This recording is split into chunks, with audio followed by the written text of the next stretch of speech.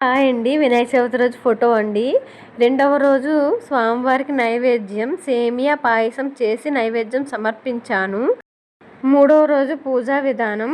ఈరోజు స్వామివారికి నైవేద్యం పాలముంజలు చేశాను.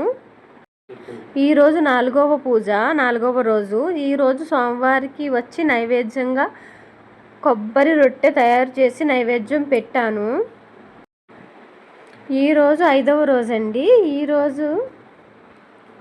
ఈరోజు స్వామివారికి రవ్వ లడ్డు చేసి నైవేద్యం సమర్పించాను. ఈరోజు 5వ రోజు పూజ అయిపోయిన తర్వాత స్వామివారిని నిమజ్జనం చేసుకుంటున్నాను. చెరువు దగ్గరికి అయితే వెళ్ళాను. చెరువులో గంగమ్మ తల్లి గలగల పారుతూ చాలా నిండుగా ఉందండి. ముందుగా పసుపు వేసి కుంకుమ వేసి పసుపు గణపతిని అయితే కలిపేసుకున్నాను. తర్వాత గణపతిని కూడా కలిపేసుకున్నానండి. అందరికీ మరొకసారి నవరాత్రి శుభాకాంక్షలు. జై గణేశాయ నమః.